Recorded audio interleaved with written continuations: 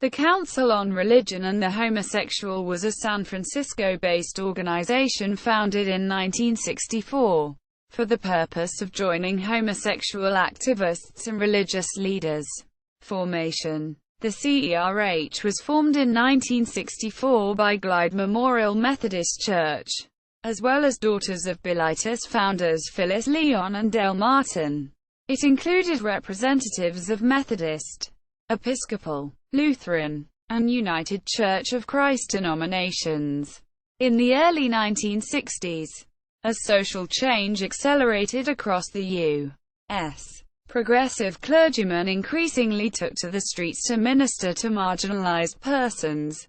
The Rev. Ted McIlvenna, who worked for the Glide Urban Center, a private Methodist foundation in downtown San Francisco, witnessed the oppression and violence homosexuals faced, and to improve the situation sought a dialogue between clergy and homosexuals. With the support of the Methodist Church, McIlvenna convened the Mill Valley Conference from May 31 to June 2, 1964, at which 16 Methodist, Protestant Episcopal, United Church of Christ, and Lutheran clergymen met with 13 leaders of the homosexual community. Following the initial meeting, the participants began plans for a new organization that would educate religious communities about gay and lesbian issues as well as enlist religious leaders to advocate for homosexual concerns. In July 1964, the participants, along with several other clergymen and homosexual activists, met and formed the Council on Religion and the Homosexual, CRH, which was incorporated in December of that year. The CRH was the first group in the U.S. to use the word homosexual in its name. Activities. 1965 fundraiser. On January 1, 1965, CRH held a costume party at California Hall at 625 Polk Street in San Francisco to raise money for the new organization. When the ministers informed the San Francisco Police Department of their intentions, the SFPD attempted to force the rented hall's owners to cancel the event.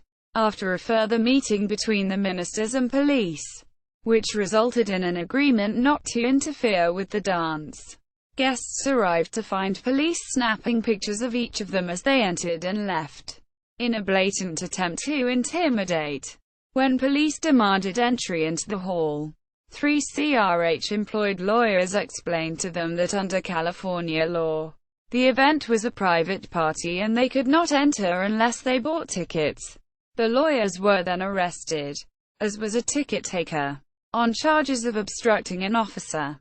7 of the ministers who were in attendance that night held a press conference the following morning, where they described the pre-event negotiations with police and accused them of intimidation, broken promises and obvious hostility.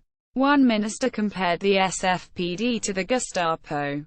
When the arrested lawyers came to trial, they were represented by the American Civil Liberties Union, which saw the lawyers' arrest as an attempt to intimidate attorneys who represent unpopular groups.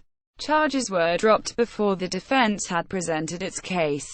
Candidates Night. In 1965, CRH held an event where local politicians could be questioned about issues concerning gay and lesbian people, including police intimidation. The event marks the first known instance of the gay vote being sought, which led lesbian activist Barbara Gittings to say, "It was remarkable.